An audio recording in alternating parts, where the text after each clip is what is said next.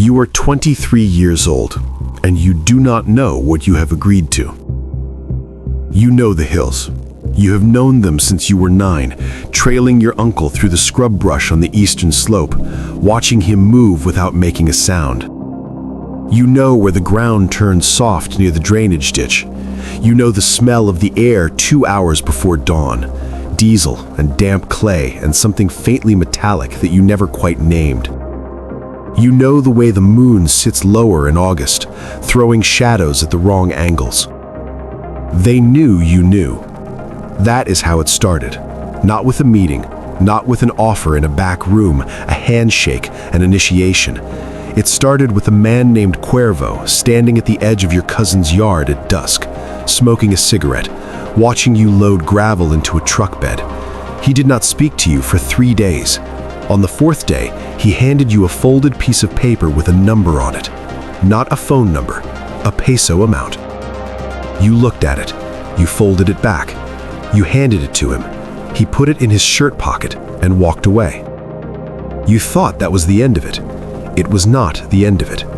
2 weeks later, your mother needs surgery, the kind that costs more than you will earn in 8 months at the quarry. Your brother has already borrowed what he can borrow.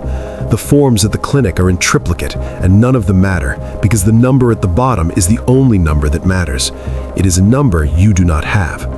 Cuervo does not come back to you. You go to him. That is the first thing you do not understand yet, that you coming to him was the whole point, that the waiting was deliberate, that the surgery, the timing, the debt, none of it was coincidental to these people. It fit a pattern they had run 40, 50 times before you. They do not recruit, they cultivate. They wait until the ground is ready, and then they plant. You tell yourself it is temporary. 1 run, maybe 2, enough to cover the cost, clear the bill, get back to the quarry. You tell yourself this standing in Cuervo's kitchen, and he does not contradict you because he has heard every version of that sentence, and he knows where they all end. He gives you a pair of boots, military surplus, already broken in. The soles are thick and designed for silence. He gives you a small radio, no larger than your fist, with a single preset frequency. He gives you a route drawn on nothing, described verbally, repeated back, memorized. No paper, no phone, no photographs. He gives you 3 rules. You do not stop moving. You do not use a light. You do not ask what you are carrying. The first run is 17 kilometers through terrain you know and 3 you do not. You carry a canvas pack that weighs approximately 11 kilograms. It is a Friday in October, and the temperature at 3 in the morning is 6 degrees Celsius. You wear no jacket because Cuervo told you a jacket makes noise. Your hands go numb by the 2nd hour. You deliver the pack to a man in a truck on a dirt road 40 meters south of a dry creek bed. He takes it without looking at you. He drives away without speaking. You walk back alone 4 hours in the dark, and you reach your cousin's house before sunrise. The next day, an envelope appears under your door. You count it. It is correct. You tell yourself, once more, maybe twice. Phase 2, the ascent. By the following spring, you have done it 11 times. You have not counted. Someone else has. That is something you learn about organizations like this. They count everything. You count nothing because counting makes it real. But they have a ledger, and your name is in it, and beside your name is a number that tells them how reliable you are. That number is more important to them than your name. You are reliable. After the 11th run, Cuervo introduces you to a man called El Técnico. You never learn his real name. El Técnico manages 3 routes in your region. He is 40-something, methodical, and extraordinarily quiet. He speaks in short declarative sentences and never repeats himself. He tells you that you are being moved from carrier to guide. You do not celebrate. It does not feel like a promotion. It feels like a reclassification. As a guide, you are responsible for a group, never more than 6 people at once, sometimes as few as 2. Your job is to move them from one side to the other, through the hills, past the drainage corridor, across the dry zone, and to deliver them without incident to a contact point 11 kilometers beyond the line. You do not know who these people are in any meaningful sense. You know their approximate weight because it affects pace. You know whether they have children with them because children affect sound. You know whether anyone has a medical condition that might slow the group. You do not know their names. You do not ask. The pay for a single guide run is triple what you made as a carrier. You note this without allowing yourself to feel it too much, because feeling it means believing it will continue, and believing it will continue means you have made a decision you have not consciously made. You have, of course, already made it. The first group you guide is 4 men and a woman. They are exhausted before you begin. 2 of them have already been walking for 3 days through a previous corridor. You tell them the rules: silence, spacing, pace. You tell them they follow your left hand for direction and your right hand for stop. You tell them they do not speak unless you speak to them. They nod. They trust you completely and immediately, in the way that people trust whoever is in front of them when they have no other option. That trust is heavy. You will not understand how heavy until later. The crossing takes 6 hours and 40 minutes. You lose no one. You deliver them to the contact point, a man standing beside a white pickup truck under a large mesquite tree. He takes it without looking at you. He drives away without speaking. You walk back alone 4 hours in the dark, and you reach your cousin's house before sunrise. The next day, an envelope appears under your door. You count it. It is correct. You tell yourself, once more, maybe twice. Phase 3, the system. The system is not what films tell you it is. There is no throne room. There is no single man at the top issuing edicts. There is a structure, but it is horizontal more than vertical, distributed across dozens of nodes, each one semi-autonomous, each one connected to the others through carefully rationed information. You know your section. You know El Técnico. You know abstractly that there are people above El Técnico, but you have never met them, and you are not supposed to want to. The bureaucracy is meticulous. Routes are assessed and revised every 45 days based on patrol movements, seasonal terrain changes, and border authority behavior patterns. There are people whose sole job is to observe patrol movements and encode that information into timing adjustments. They do not know what their information is used for, or they know and they have decided not to examine that knowledge too carefully. Pricing is structured. A standard crossing carries a base rate of $3,800 per person as of the year you reach logistics coordinator. This rate varies by route difficulty, seasonal risk, group composition, and current law enforcement pressure. A family with children commands a different rate than a solo male.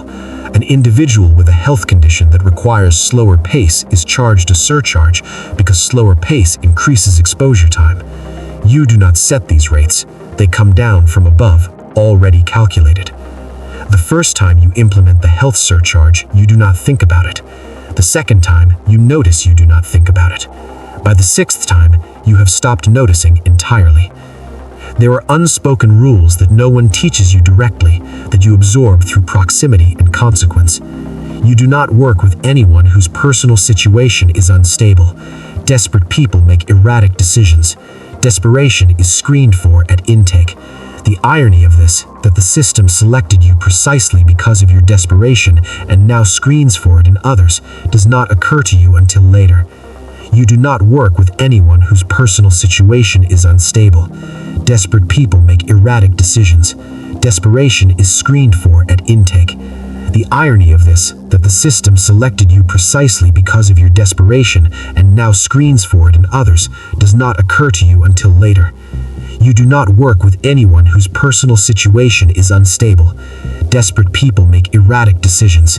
Desperation is screened for at intake. The irony of this, that the system selected you precisely because of your desperation and now screens for it in others, does not occur to you until later.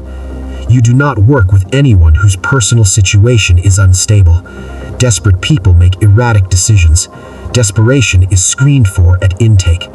The irony of this, that the system selected you precisely because of your desperation and now screens for it in others, does not occur to you until later. You do not work with anyone whose personal situation is unstable. Desperate people make erratic decisions. Desperation is screened for at intake. The irony of this, that the system selected you precisely because of your desperation and now screens for it in others, does not occur to you until later. You do not work with anyone whose personal situation is unstable. Desperate people make erratic decisions. Desperation is screened for at intake. The irony of this, that the system selected you precisely because of your desperation and now screens for it in others, does not occur to you until later. You do not work with anyone whose personal situation is unstable. Desperate people make erratic decisions. Desperation is screened for at intake. The irony of this, that the system selected you precisely because of your desperation and now screens for it in others, does not occur to you until later. You do not work with anyone whose personal situation is unstable. Desperate people make erratic decisions. Desperation. It does not come from where you expect. You expect it to come from a patrol, an arrest, a close call on the route. You have prepared yourself in some numb and pragmatic way for a professional crisis. You have run the outcomes in your mind. You have contingencies. You have thought about what you would and would not say. It does not come from any of those. It comes on a Tuesday night in February, temperature 4 degrees below zero, wind moving northeast to the sustained 22 kilometers per hour. You are running a group of 8 through the northern corridor, a longer route, less frequently patrolled, recently reassessed. The group is slower than projected. There is a man in his late 40s who is struggling with the terrain, his breathing labored, his pace dropping every 20 minutes. 2 hours in, the radio frequency produces 3 short bursts in succession. You know what 3 bursts means. It has been true since your second year as a guide. Patrol deviation. Unexpected. Within 2 kilometers. You stop the group. You calculate. The options collapse quickly. The terrain to the east offers concealment but requires a 40-minute detour that the laboring man cannot sustain at pace. The terrain to the west is exposed. Going back is not an option. Returning to the origin point with a group of 8 in current conditions triples the exposure time. There is a third option. You know what it is before you let yourself think it. You look at the group behind you. 8 people. 6 adults, 2 children, a boy approximately 7, a girl perhaps 9. They are standing in the dark, watching your hands, trusting your left hand for direction, your right hand for stop. They have given you everything because they had nothing else to give. The third option is to route the group east with your guide, a young man named Felix who has been with you for 6 months, and to take the laboring man north, separately, as a diversion. The math works. The group gets through. The patrol, if it comes, follows a different signal. The man in the north is on his own, in terrain he does not know. You have heard of this solution before. You have never heard it named for what it is. You stand in the dark for 11 seconds. You count them. 11.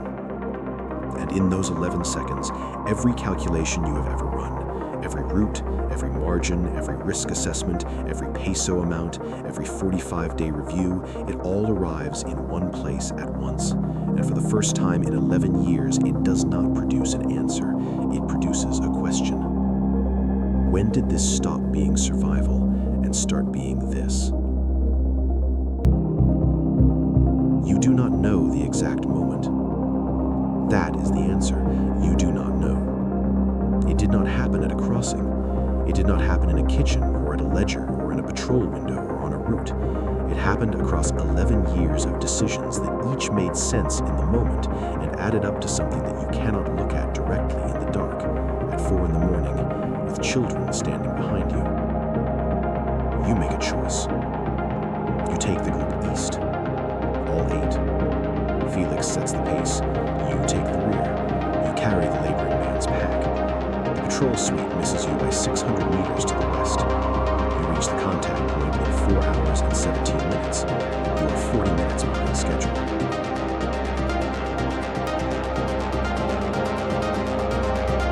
Everyone arrives. You watch the white truck pull away. You watch it for longer than you usually do. Felix looks at you in the dark. He does not say anything. He knows you consider the other option. Any guide with his experience would know this, and he does not say anything about it.